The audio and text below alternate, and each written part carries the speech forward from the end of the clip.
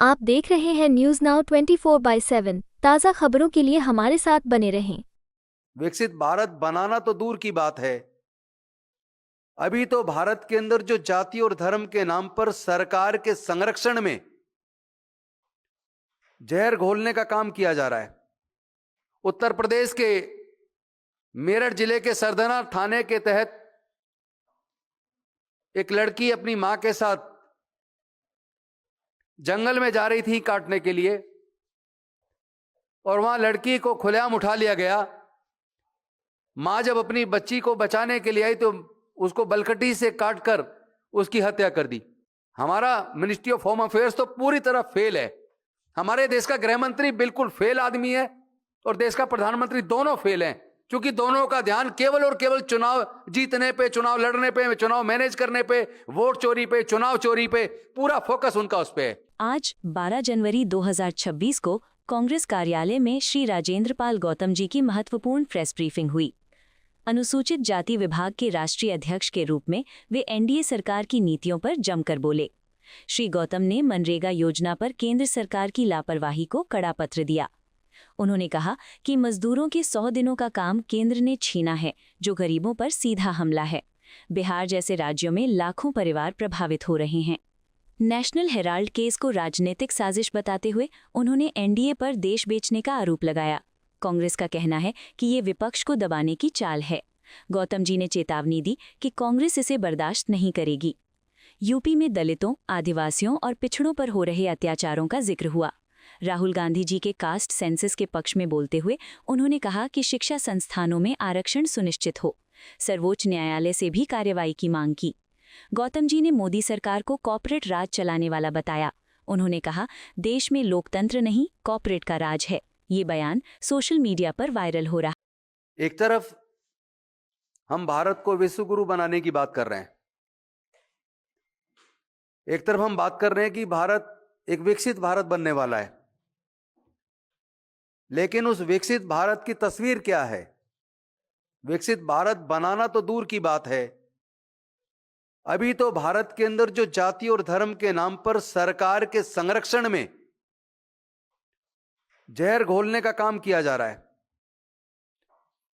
खुलेआम धर्म के नाम पर, जाति के नाम पर नफरत देश में बढ़ाई जा रही है।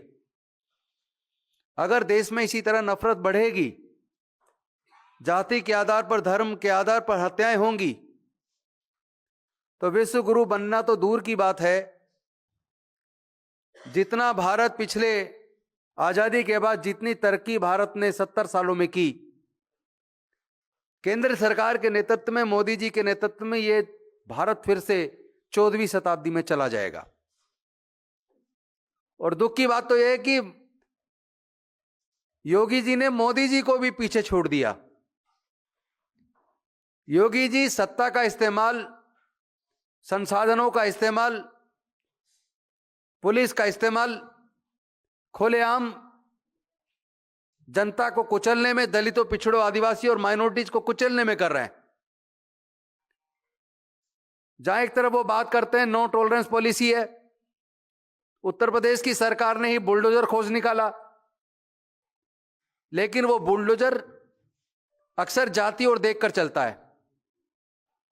जब दलित के ऊपर उत्पीड़न होता है तो वो बुलडोजर नहीं चलता। यहां तक कि पुलिस जितनी एक्टिव दिखनी चाहिए वो नहीं दिखती। अभी आपने देखा होगा, 4 दिन पहले की बात है, लगभग 4 से 5 दिन पहले उत्तर प्रदेश के मेरठ जिले के सरधना थाने के तहत एक लड़की अपनी मां के साथ जंगल में जा रही थी काटने के लिए, और वहां लड़की को खुलेआम उठा लिया गया। मां जब अपनी बच्ची को बचाने के लिए आई तो उसको बलकटी से काटकर उसकी हत्या कर दी। और हम लोग जब वहां मिलने के लिए, पीड़ित परिवार को सांत्वना देने के लिए परसों गए, तो मेरठ टोल पर हमें रोक लिया गया और वहां एक डिप्टी एसपी ने हमें आके प्रॉमिस किया कि आधे घंटे के बाद हम आपको पीड़ित परिवार से मिलवा देंगे, अपने साथ लेके चलेंगे, आप हमें आधे घंटे का टाइम दीजिए। हम लोगों ने उनको आधा घंटे की बजाय पूरे 2 घंटे का टाइम दिया। फिर एसपी साहब आए, एडीएम साहब आए और उन्होंने कहा हम आपको नहीं जाने देंगे। उन्होंने पूरे क्षेत्र को छावनी बना दिया। यानी उत्तर प्रदेश की पुलिस इतनी ताकत अगर गुंडों को समय पे गिरफ्तार करने में और सजा दिलाने में लगाए, जितनी ताकत वो विपक्ष के लोगों को, पीड़ित परिवारों को सांत्वना देने जाने से रोकने पे लगाती है, तो मैं समझता हूं इस तरह के जुल्म हो ही ना। और ये एक घटना नहीं है, एक के बाद एक लगातार उत्तर प्रदेश के अंदर दलित उत्पीड़न की घटनाएं बहुत तेजी से बढ़ी हैं। और उसमें सबसे दुख ज्यादा तब होता है अगर वो दलितों के साथ उत्पीड़न की घटना हो या माइनॉरिटी से जुड़ा अपराध का मामला हो। अपराधी अगर दलित है, पिछड़े वर्ग का है, माइनॉरिटी का है, तो बुलडोजर 24 घंटे के अंदर उसके घर पे चल जाता है। लेकिन अपराधी अगर स्वर्ण जाति का है तो वो बुलडोजर जो है उसमें जंग लग जाता है। हमारा यह मानना है कि कानून को अपना काम जाति और धर्म देख के नहीं करना चाहिए। मैं यहां जातिवाद को बढ़ाने की बात नहीं करूंगा। चाहे स्वर्ण जाति हो, चाहे पिछड़े वर्ग के लोग हो, चाहे दलित वर्ग के लोग हो, सब इंसान है, सब भारतीय हैं। सबको अपने देश के संविधान की और कानून की इज्जत करनी चाहिए। सबको एक दूसरे के अधिकारों की रक्षा करनी चाहिए, एक दूसरे के अधिकारों का रेस्पेक्ट करना चाहिए। हम जाति के आधार पर अगर देश को बांट देंगे, धर्म के आधार पर बांट देंगे और कानून जाति और धर्म को नजर में रख के अगर अपना काम करेगा तो निश्चित तौर पर इससे भारत कमजोर होगा। अभी आपने देखा यह घटना तो हुई है, यूपी में दिल दहला देने वाली वारदात, बेरहमी से हत्या कर सब जलाया, पुलिस ने आग से निकाला। यह घटना देख लीजिए, यह 6 जनवरी की घटना है, ज्यादा पुरानी नहीं है। और यह घटना भी मेरठ जिले की है। इसमें भी एक दलित व्यक्ति को खुलेआम पकड़ के मारा और मार के उसके शव को जलाने की कोशिश की। दूसरी घटना ये बिजनौर की है, 7 जनवरी की है। इसमें खुलेआम बिजनौर में इंसानियत संसार दवाई लेकर लौट रहे एक वाल्मीकि समाज के युवक को जूते चप्पलों से बेरहमी से मारा। तीसरी घटना यह भी 6 जनवरी की है और यह भी मेरठ की है। मेरठ में 2 अलग अलग घटनाओं में सनसनी फैल गई। सरदना क्षेत्र में एक व्यक्ति की बेरहमी से हत्या कर शव को जला दिया। लगातार इस तरह की घटनाएं एक के बाद एक पूरे उत्तर प्रदेश में। ये तो मैंने अभी आपको केवल 3 घटनाएं बताई हैं, ये 1 2 3 घटना नहीं है। उत्तर प्रदेश ने सारे रिकॉर्ड तोड़ दिए हैं। एनसीआरबी का डाटा देखिए, एक तो मुझे समझ नहीं आता, हमारे देश के प्रधानमंत्री जी कहते हैं डिजिटल इंडिया बन रहा है, भारत विकसित हो रहा है। कौन सा विकसित हो रहा भाई? दलित एट्रोसिटी के ऊपर पहला डाटा आपका 2019 में आया और 2019 के बाद दलित उत्पीड़न की घटनाओं का एनसीआरबी का डाटा 2022 में आया। 19 के बाद 22, 3 साल लगे। इससे ज्यादा दुख की क्या बात होगी? 2022 के बाद अभी तक 26 आ गया, 4 साल हो गए, अभी तक कोई दलित उत्पीड़न का डाटा सार्वजनिक नहीं किया सरकार ने। यह है विकसित भारत। इतने तरक्की कर गया भारत की, 4-4 साल हो जाते हैं हम उत्पीड़न की घटनाओं को जनता के सामने या संसद के सामने रखने में भी हमारे जांच एजेंसियां पूरी तरह विफल हैं। हमारा मिनिस्ट्री ऑफ होम अफेयर्स तो पूरी तरह फेल है। हमारे देश का गृह मंत्री बिल्कुल फेल आदमी है और देश का प्रधानमंत्री दोनों फेल हैं, क्योंकि दोनों का ध्यान केवल और केवल चुनाव जीतने पे, चुनाव लड़ने पे, चुनाव मैनेज करने पे, वोट चोरी पे, चुनाव चोरी पे, पूरा फोकस उनका उस पे है। कहीं मजदूरों के अधिकार छीन रहे हैं तो किसानों के अधिकार छीन रहे हैं, मनरेगा खत्म कर रोजगार की जो गारंटी वो छीन दी। लेकिन यह दलित उत्पीड़न के मामले में जो त्वरित कार्रवाई होनी चाहिए वो नहीं हो रही है। मैं आपको बताता हूं, उत्तर प्रदेश में 5 साल में हाईएस्ट जो एट्रोसिटी के केसेस दलित के उत्तर प्रदेश में हुए हैं। और इससे ज्यादा दुख की बात यह है कि जो पूरे भारत में एट्रोसिटी का मामला पिछले दौरान से 2019 तक आते आते 7.3% का इजाफा दलित एट्रोसिटी में हुआ था। 2019 से 2022 आते आते दलित उत्पीड़न की घटनाओं में 7.3% से बढ़कर यह एट्रोसिटी का डाटा 25.8 तक पहुंच गया है। यानी कि एट्रोसिटी कंटिन्यूस 13.1 तक पहुंच गया है। और पूरे भारत के 5 राज्य ऐसे हैं जिसमें उत्तर प्रदेश टॉप पर है। टोटल देश में होने वाले दलित उत्पीड़न की लगभग 26% घटनाएं केवल उत्तर प्रदेश में होती है। यह भारत सरकार के एनसीआरबी का डाटा बताता है। अकेले उत्तर प्रदेश में 26% दलित उत्पीड़न की घटनाएं होती हैं। टोटल 5 ऐसे राज्य हैं जो बीजेपी शासित राज्य हैं, जिन 5 राज्यों में दलित उत्पीड़न की टोटल 76% घटनाएं होती हैं, जिनमें उत्तर प्रदेश के बाद जो नंबर आता है वो मध्य प्रदेश, राजस्थान, महाराष्ट्र और बिहार। इन सारे ही राज्यों के अंदर बीजेपी की सरकार है और बीजेपी की सरकार में लगातार दलित उत्पीड़न बढ़ रहा है और उसमें पुलिस की जो कार्रवाई होनी चाहिए वो कार्रवाई समय पर नजर नहीं आती। एक ये डाटा आपके सामने मैं रख रहा हूं। 2022 में टोटल 57,582 केस हुए दलित उत्पीड़न के, जिसमें से अकेले उत्तर प्रदेश के अंदर ही 12,287 केस हुए। राजस्थान में 8,651 केस हुए।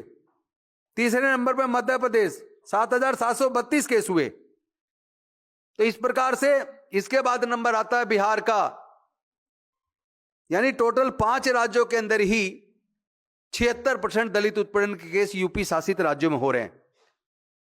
भारत सरकार के एक state minister of social justice empowerment Ramdas Athawale ji ने लोकसभा में प्रश्न लगाया, राज्यसभा में, और राज्यसभा में उनके प्रश्न का जवाब जो मंत्री जी ने दिया, उस जवाब के हिसाब से उत्तर प्रदेश के अंदर 2017 में 11,444 घटनाएं, 2018 में 11,924 घटनाएं, 2019 में 11,829 घटनाएं, 2020 में 12,714 घटनाएं और 2021 में 13,146 घटनाएं।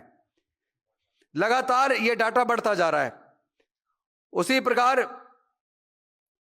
मध्य प्रदेश के अंदर 2017 में 5,892 घटनाएं, 2018 में 4,753 घटनाएं, 2019 में 5,300 घटनाएं, 2020 में 6,899 घटनाएं और 2021 में 7,214 घटनाएं।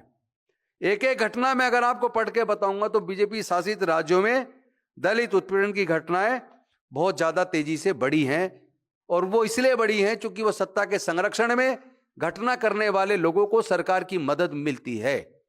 अन्यथा अगर समय रहते कार्रवाई हो और जातिगत उत्पीड़न करने वालों के खिलाफ एट्रोसिटी एक्ट के अंदर तुरंत मुकदमा दर्ज करके और बाकी संबंधित जो धाराएं लगती हैं उसमें करके अगर तुरंत सख्त कार्रवाई हो जाए और टाइम बाउंड मैनर में इन्वेस्टिगेशन कंप्लीट हो जाए, फास्ट ट्रैक कोर्ट में, स्पेशल कोर्ट में स्पीडी ट्रायल करके अगर 6 महीने के अंदर सजा सुनिश्चित हो जाए, तो मैं बड़े भरोसे के साथ कह सकता हूं इस तरह के जो जातिगत आतंकवादी, जातीय आतंकवादी जिनको मैं बोलता हूं, उनके हौसले पस्त हो जाएंगे। जब उनको सजा होगी तो इस तरह की घटनाओं को लगाम लगाने में मदद मिलेगी।